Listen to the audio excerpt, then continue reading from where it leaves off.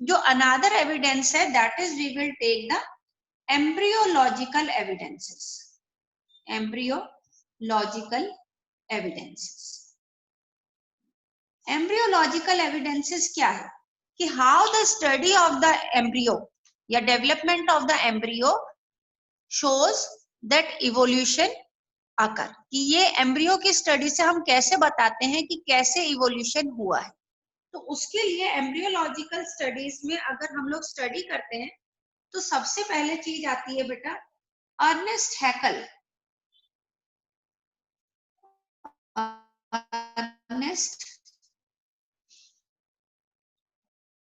Ernest Haeckel ने क्या बताया कि ड्यूरिंग एम्ब्रियोनिक स्टेज, यानी जब ड्यूरिंग एम्ब्रियोनिक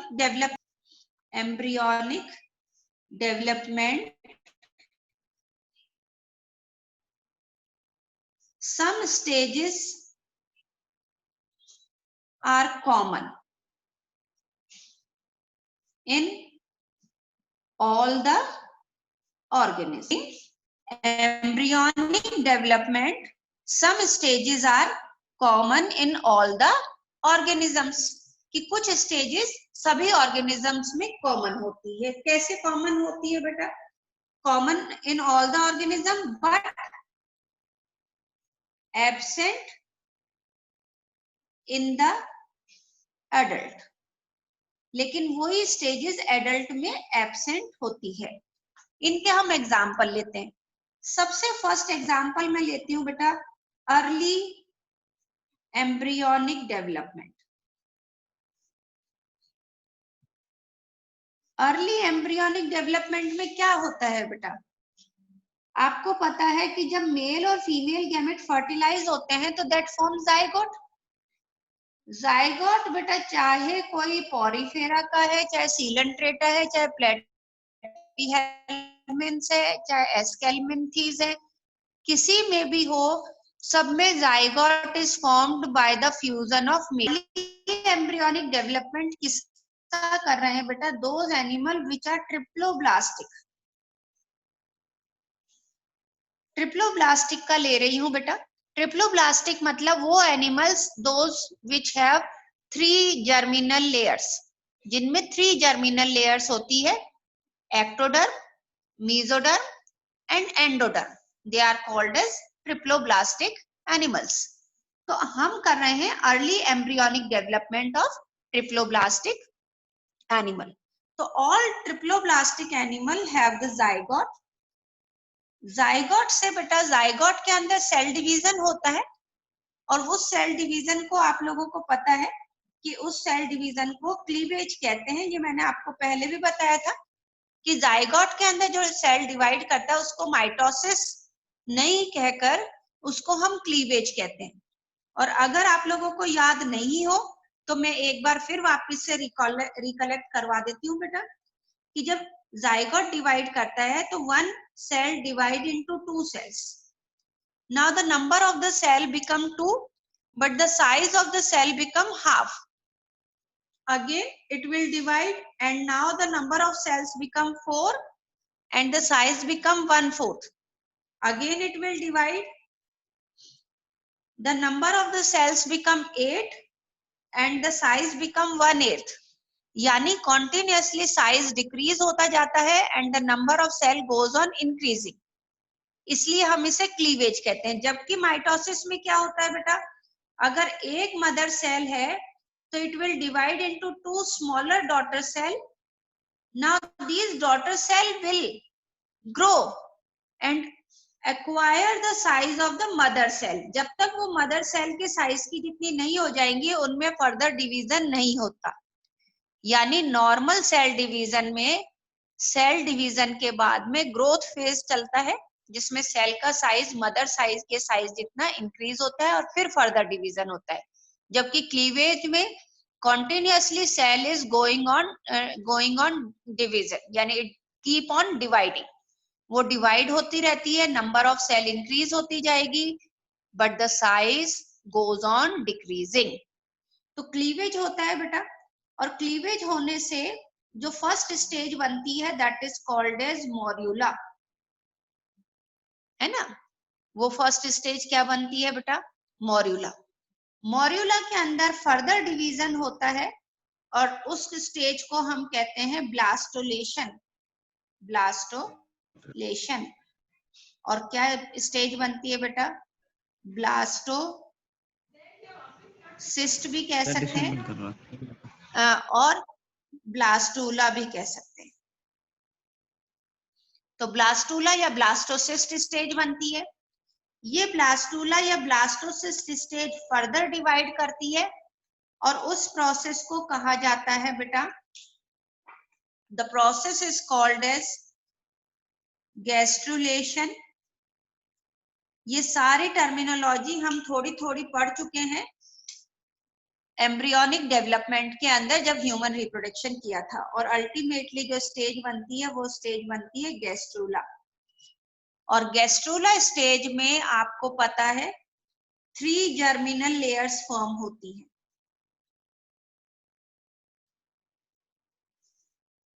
3 जर्मिनल लेयर मतलब एक्टोडर, मेसोडर और endoderm. And all these germinal layer having a definite fate.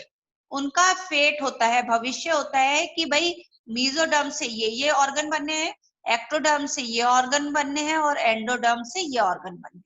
तो यानी अर्ली एम्ब्रियोनिक स्टेज जो होती है वो सभी ट्रिप्लोब्लास्टिक कहाँ से चालू होते हैं बेटा, ट्रिप्लोब्लास्टिक चालू होते हैं प्लेटीहेल्मिन्थ से।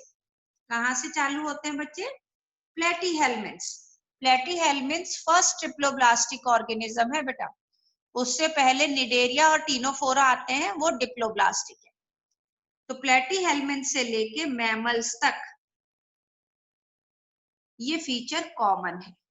तो अर्नेस्ट हैकल ने क्या बताया बेटा कि during embryonic development some stages are common in all the organism. Clear है, लेकिन but absent in the adult. अब कुछ स्टेजेस कॉमन है।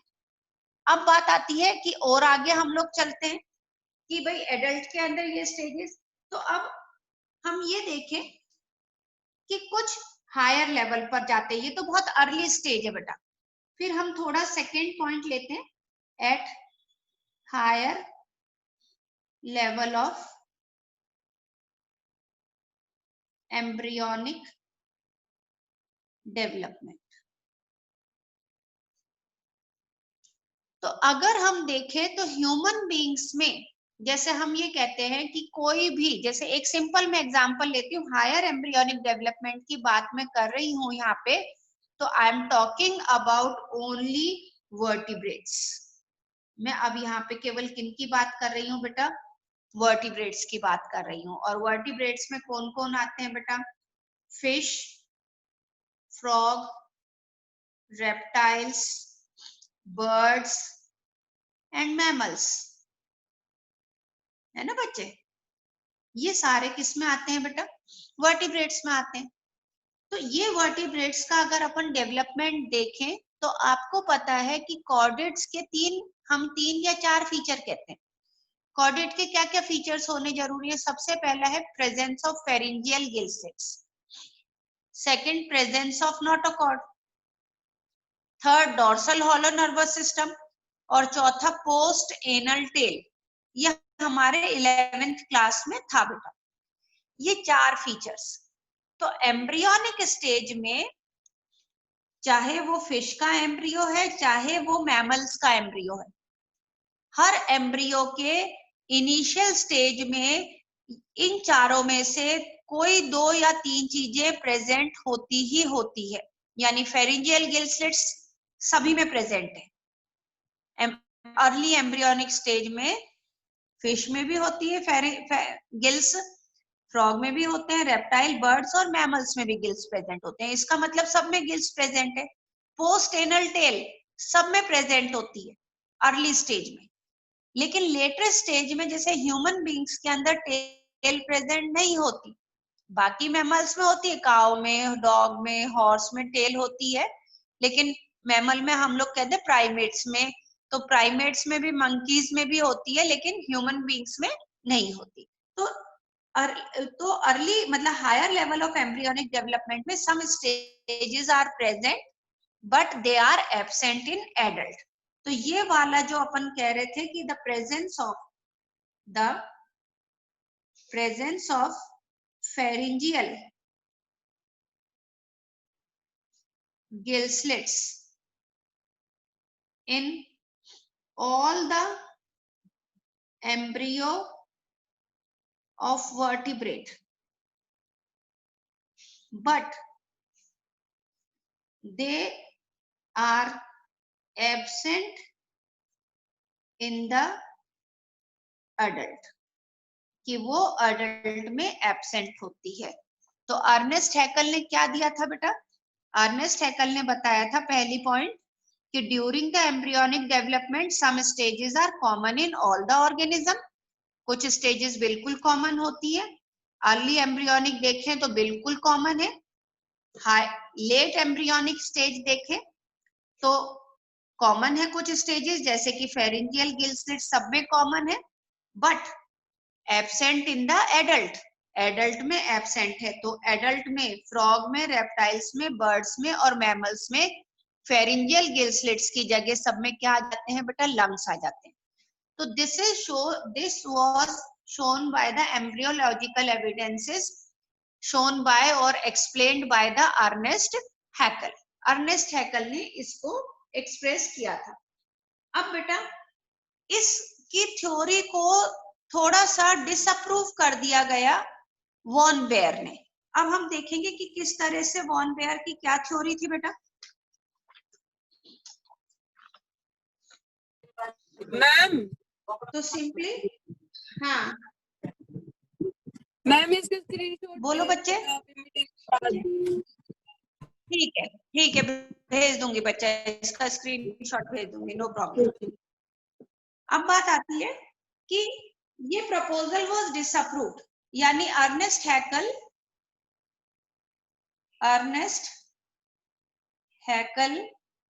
प्रपोजल वाज डिसअप्रूव्ड, यानी उसको डिसअप्रूव कर दिया गया। किसके थ्रू बेटा? By Karl Ernest von Baer. Karl Ernest von Baer ने ये डिसअप्रूव कर दिया। अब बेटा सिंपली उसने क्या बताया था कि उसने ये कहा था, मतलब मुझे आज तक इनके दोनों के जो इसने डिसअप्रूव किया वो भी मुझे समझ में नहीं आता, जबकि इसने भी वही थ्योरी दी है, बायोजाया है, ऑन्टोजेनी रिपीट्स फाइलोजेनी, ये वर्ड उसने बताया था बेटा, ऑन्टोजेनी रिपीट्स फाइलोजेनी। अब इसका मीनिंग क्या है बेटा? ऑन्टोजेनी का मतलब होता है embryonic development. Ontogeny means embryonic development. और फाइलोजेनी का मतलब होता है कि हम स्टडी ऑफ डिफरेंट फाइलम। ठीक है, यानी हम डिफरेंट फाइलम की जो स्टडी करते हैं that is called as phylogeny, कि उनके evolutionary relationship in term of evolutionary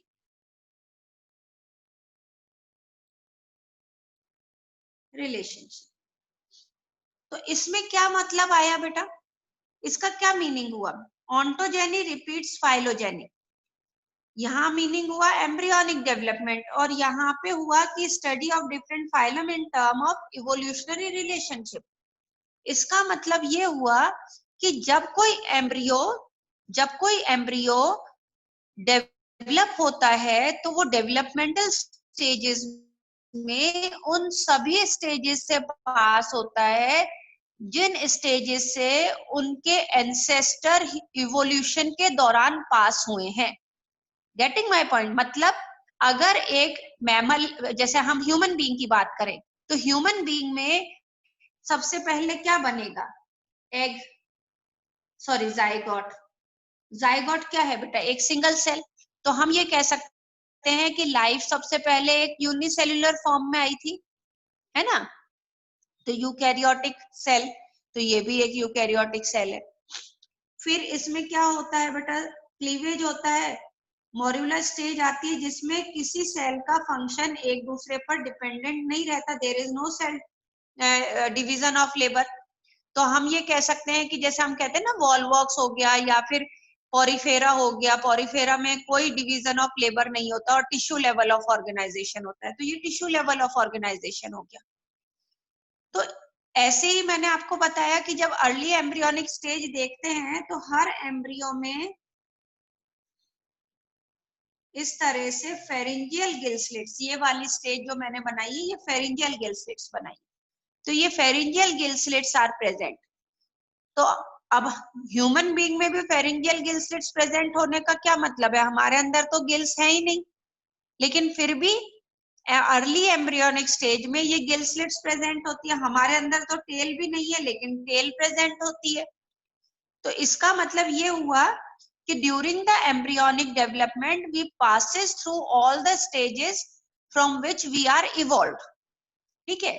लेकिन इसमें ये कहा गया कि एम्ब्रियो कभी भी उस ऑर्गेनिज्म के एडल्ट स्टेज से नहीं पास होगा। ध्यान से सुनना बेटा, मैंने क्या बोल रही हूं कि एम्ब्रियोनिक डेवलपमेंट के दौरान एम्ब्रियो जो है वो उन सब स्टेजेस से पास होता है जिससे ऑर्गेनिज्म इवोल्यूशन के दौरान पास हुआ है। यानी अगर मैं ये कहूं कि सबसे पहले फिशेज आई वर्टिब्रेट्स के अंदर, फिशेस से एम्फीबियन आया, एम्फीबियन से रेप्टाइल आए, रेप्टाइल से बर्ड्स आए और बर्ड्स से मैमल्स आए। तो एम्ब्रियोनिक डेवलपमेंट के दौरान हम लोग फिशेस की कुछ स्टेजेस से पास हो रहे हैं, जैसे कि फेरिंजियल गिल स्लिट से। तो ये उसने कहा कि during the embryonic development the embryo passes through the stages of the different phylum, लेकिन ये भी साथ में बोला कि वो कभी भी उनकी एडल्ट स्टेजेस से पास नहीं होते, अर्ली स्टेजेस से ही पास होते, एडल्ट से नहीं होते। तो कार्ल अर्नेस्ट वॉन बेयर ने उस जो अर्नेस्ट हैकल ने जो थ्योरी दी थी उसको डिसअप्रूव कर दिया, क्योंकि उस थ्योरी में ये कहा गया था कि जब वो पास होते हैं तो they passes through the adult stages, यानी लेट एम्ब्रियोनिक स्टेजेस से भी पास होते हैं। तो ये थ्योरी थी बेटा एम्ब्रियोलॉजिकल एविडेंसेस की। इसको मैं एक बार आप लोगों के साथ में स्क्रीन शेयर करके दिखाती हूँ बेटा।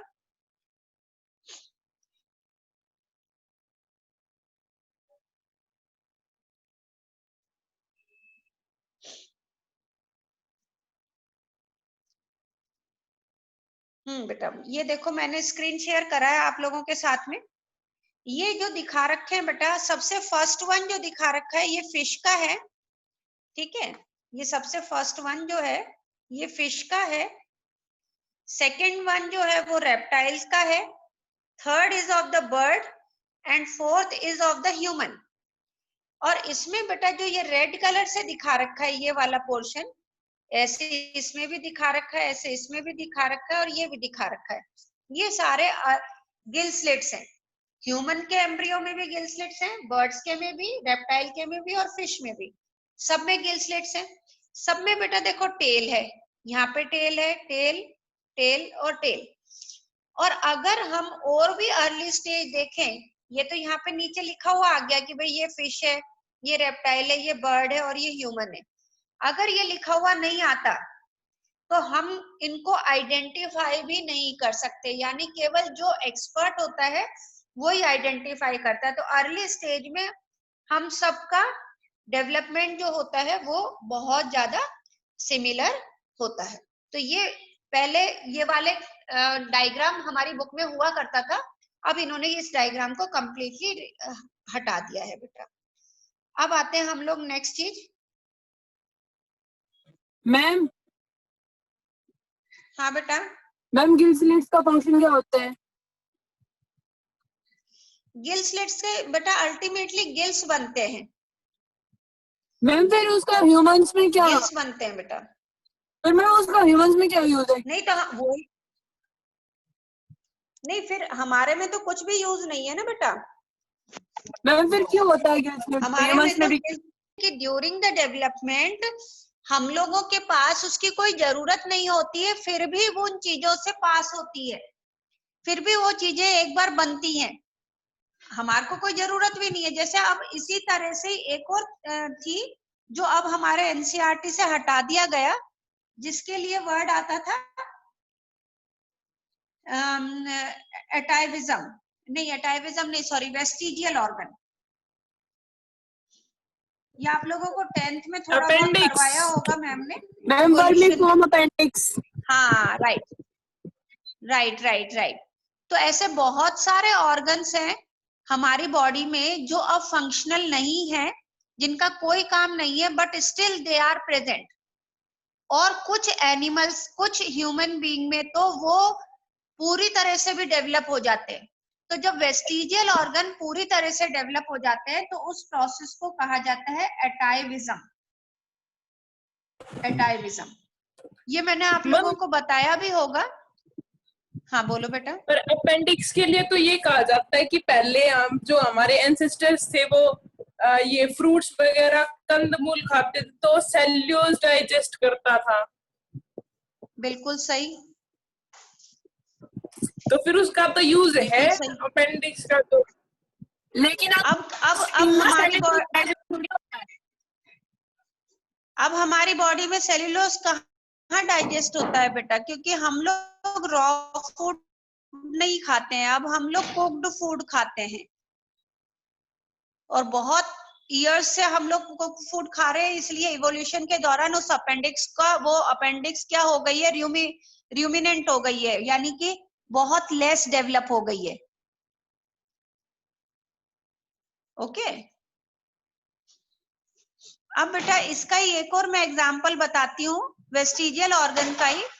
हमारे जो ईयर पिन्ना है, ये ईयर पिन्ना जो आउटर ईयर जो हम कान पकड़ के टीचर खींचती है, वो बेटा पिन्ना जो है वो अब वेस्टिजियल ऑर्गन है। आप देखते हो कि अगर कभी डिस्कवरी चैनल या वैसे ही आपने देखा हो, काव वगैरह, डॉग्स वगैरह, अगर कभी कहीं से एकदम से आवाज आती है तो वो लोग अपने कानों को साउंड की डायरेक्शन में खड़ा करके और देखते हैं, सुनते हैं, यानी for the collection of the sound waves. तो साउंड वेव्स को कलेक्ट करने के लिए काम में आता है, इसलिए वो उनके मूव करते हैं, यानी ईयर पिन्ना की मसल्स मूव करती हैं।